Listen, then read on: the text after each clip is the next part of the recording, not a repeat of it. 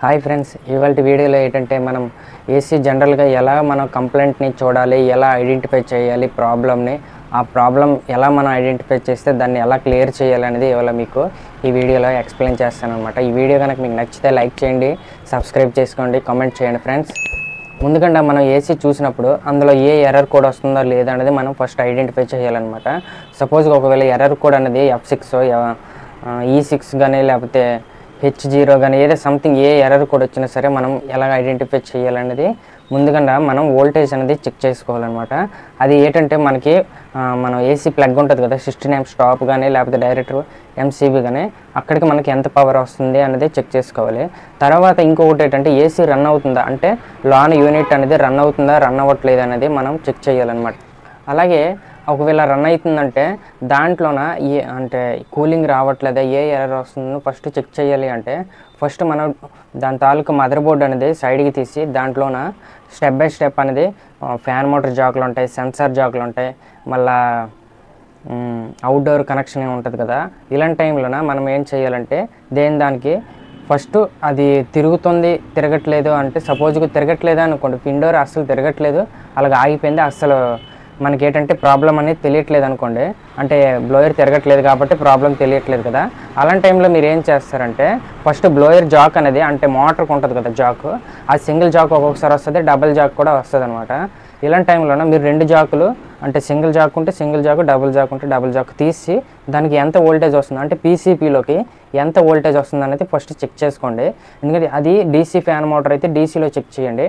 జనరల్గా single Jack వచ్చిన motor అయితే అది DC మోటార్ వస్తుంది అనమాట. డబుల్ జాక్ వస్తే ఒక్కొక్కసారి AC ఫ్యాన్ మోటార్ అనేది వస్తుంది అనమాట.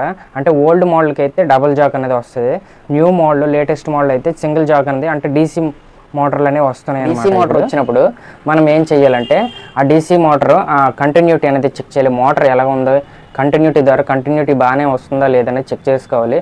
తర్వాత ఏసీ ఆన్ చేసిన తర్వాత మనం దానికి ఎంత అంటే ఆ మోటార్ వచ్చే పవర్ జాక్ ఉంటుంది కదా, ఆ జాక్ దగ్గరికి ఎంత వోల్టేజ్ వస్తుంది అనేది చెక్ చేసుకోవాలన్నమాట. ఈ చెక్ చేసిన తర్వాతకి ఇండోర్ మోటార్ తిరగట్లేదు అంటే ఒకసారి ఆ మోటార్ అనేది దానికి జాకులు పెట్టేసి అక్కడ 2 సెన్సార్లు అనేవి ఉంటాయి కదా. సపోజ్ ఎయిర్ సెన్సార్ ఒకటి ఉంటుంది, లిక్విడ్ సెన్సార్ అనేది ఉంటుంది కదా. ఇప్పుడు మీరు ఏం చేస్తారంటే ఆ జాకులు ఏవైతే పెట్టారో ఆ జాకులు ఆన్లో ఉన్నప్పుడు జస్ట్ డిస్కనెక్ట్ చేయండి. డిస్కనెక్ట్ చేసినప్పుడు కొంచెం జాగ్రత్తగా చేయాలన్నమాట. ఎందుకంటే చెయ్యి గట్ట పొరపాటున తగిలిన షాక్ గట్ట కొడుతుంది కాబట్టి జాగ్రత్తగా డిస్కనెక్ట్ చేస్తే అప్పుడు ఏ ఎర్రర్ వస్తుంది అంటే తొలి చూపించిన ఎర్రర్కి అంటే ఫస్ట్ చూపించిన ఎర్రర్కి సెకండ్ చూపించిన ఎర్రర్కి మనకి ఎలాంటి ఎర్రర్ వస్తుంది అనేది ఒక ఐడెంటిఫై చేయాలి. అప్పటికి మీకు ఎర్రర్ అనేది సేమ్ ఒకటే ఎర్రర్ చూపిస్తుంది అనుకోండి, అప్పుడు సెన్సార్ మీదకి వెళ్ళండి. సెన్సార్లోనే సింగిల్ సెన్సార్ ఉంటుంది కదా, సింగిల్ సెన్సార్ తీయండి.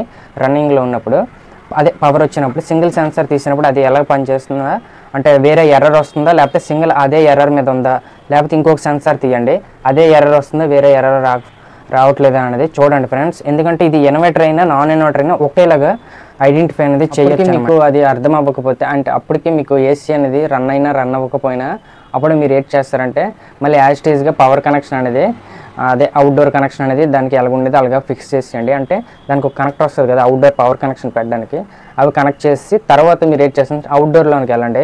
ఒకవేళ అవుట్డోర్ అనేది ఇన్వర్టర్ ఏసీ అనుకోండి, సపోజ్ ఇన్వర్టర్ ఏసీలోన మనకి బేసిక్గా సెన్సార్స్ అనేవి ఉంటాయి అన్నమాట. ఈ సెన్సార్స్ అనేవి ఒకసారి కాలిపోయేవా లేకపోతే ఎలా ఉన్నది ర్యాట్ కటింగ్ అయిందా ఒకసారి మొత్తంగా గమనించండి. ఎందుకంటే సెన్సార్లు ఏమాత్రం కట్ అయిపోయినా సరే అవి అక్కడికి ఎర్రర్ ఆగిపోయి పూర్తిగా ఏసీ అనేది ఆఫ్ అయిపోద్ది అనమాట. అందుకు మీరు ఏం చేస్తారంటే ఇప్పుడు ఏసీ ఇండోర్ రన్ అయినా అవుట్డోర్ రన్ అయినా రన్ అవ్వకపోయినా రెండు రన్ అయినా రన్ అవ్వకపోయినా సరే ఇండోర్ అవుట్డోర్ మనం ఒకసారి గమనించాలన్నమాట. ప్రాబ్లమ్ని ఇలాగే ఐడెంటిఫై చేయండి, ఎందుకంటే చాలా స్పీడ్గా అనేది మీకు తెలుస్తుంది అనమాట. ఇలాంటి టైంలోన సపోజ్గా మీరు వైర్లు అనేవి కట్ అవ్వకపోయినా మీకు తెలియలేదు అనుకోండి, అప్పుడు మీరు ఏం చేస్తారంటే అవుట్డోర్ ఇప్పి చూస్తారు కదా, అప్పుడు అందులో ఉన్న వైర్లు అనేవి ఒక్కొక్కటి డిస్కనెక్ట్ చేసినప్పుడు మీకు అవతల ఇండోర్లోనే ఏదైనా ప్రాబ్లం కనిపిస్తుందా లేకపోతే అవుట్డోర్లోనే మదర్ బోర్డ్ ఉంటుంది కదా అక్కడ కూడా కొన్నిసార్లు ఎర్రర్ అనేవి ఉంటుంది అనమాట. బ్లింకింగ్ కోడ్స్ అనేవి దానికి ఇస్తారనమాట.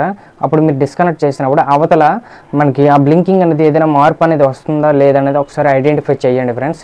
ఎందుకంటే ఒక్కొక్క దగ్గర 6 లైట్లు అంటే 6 సార్లు బ్లింక్ అవుతుంది, ఒక్కొక్కసారి 7 సార్లు బ్లింక్ అవుతుంది, ఒక దగ్గర 10 సార్లు బ్లింక్ అవుతుంది కదా, ఇలాంటి టైంలో ఐడెంటిఫై అనేది ఒకసారి మార్చి చూడండి. చూడడం వల్ల ఏంటంటే మనకి ఏదైనా సరే ప్రాబ్లం అనేది చాలా ఈజీగా అర్థమవుతుంది అనమాట. అంటే ఏది ప్రాబ్లం వచ్చిందనేది చాలా ఈజీగా ఐడెంటిఫై అనేది చేయొచ్చు. అలాగే మనకి మదర్ బోర్డులో ప్రాబ్లం ఉన్నా, ఇండోర్ మదర్ బోర్డులో ప్రాబ్లం ఉన్నా మనం ఒకవేళ అది ఎలాగ ఐడెంటిఫై చేయాలి అంటే, మన మదర్ బోర్డులోన ఇండోర్ రన్ అవ్వకపోతే అది ఏది రన్ అవ్వట్లేదు, బ్లోయర్ రన్ అవ్వట్లేదు కాబట్టి దానికి పవర్ వస్తుందో లేదని చెక్ చేసుకుంటాం కదా. అలాగే అవుట్డోర్ కూడా రన్ అవ్వకపోయినప్పుడు ఫస్ట్ ఫ్యాన్ మోటార్ తిరుగుతుందా, కంప్రెసర్ తిరుగుతుందా అనేది మీకు ఒక ఐడెంటిఫై ఉంటుంది కదా ఇన్వర్టర్ ఏసీ అయితే. అలాంటి టైంలో మీరు ఏం చేస్తారంటే, ఆ ఇన్వర్టర్ ఏసీకి మనకి fan motor first power supply వస్తుందా లేదని చెక్ చేసుకోండి. తర్వాత కంప్రెసర్కి పవర్ సప్లై వస్తుందా లేదో చూడండి. ఆ అవతల నుండి అవతలకి అంటే ఇండోర్ నుండి అవుట్డోర్కి కమ్యూనికేషన్ ఎలాగుంది, కరెక్ట్గా వోల్ట్స్ అనేవి కరెక్ట్గా కమ్యూనికేషన్ అటు ఇటు కరెక్ట్ బాగానే ఉందా లేదనేది ఒకసారి చూసుకోండి. ఎందుకంటే కమ్యూనికేషన్ ప్రాబ్లం ఉన్న ఒక్కొక్కసారి ఏసీలు అనేవి ఆన్ అవ్వవు అనమాట. అలాగే మన పవర్ సప్లైలో కూడా ఏమైనా డిఫరెన్స్, సపోజ్గా ఎర్త్కి న్యూట్రల్ అని రివర్స్ పెట్టేస్తుంటారు కదా ఒక్కొక్కసారి తెలియక, అలాంటి టైంలో కూడా ఒక్కొక్కసారి ఏసీలు అనేవి ఆన్ అవ్వవు అనమాట. ఒకసారి అవి గమనించడం వల్ల ఏమవుతుందంటే మీకు ప్రాబ్లం అనేది చాలా స్పీడ్గా అర్థమవుతుంది. ప్లస్ బేసిక్ వెర్షన్లోన మీకు చాలా స్పీడ్గా మీరు ప్రాబ్లమ్ని గుర్తించవచ్చు అనమాట.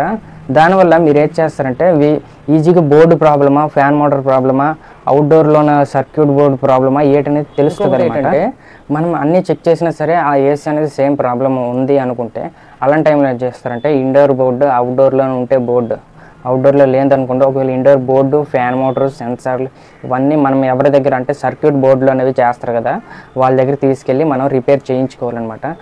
సో ప్రాబ్లం అనేది వాళ్ళకి ఎక్స్ప్లెయిన్ చేయాలి.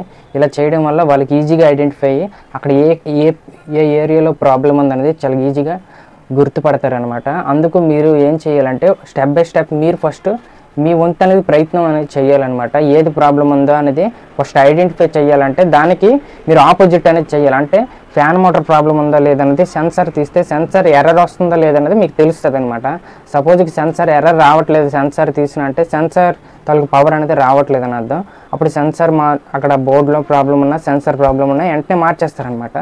అలాగే మనం ఏ ప్రాబ్లం అయినా ఐడెంటిఫై చేయాలంటే ఇలానే చేసుకోవాలి ఫ్రెండ్స్. వీడియో కనుక మీకు నచ్చుతుంది అనుకుంటున్నాను. నచ్చితే లైక్ చేయండి, కమెంట్ చేయండి, సబ్స్క్రైబ్ చేసుకోండి ఫ్రెండ్స్ నా ఛానల్ని.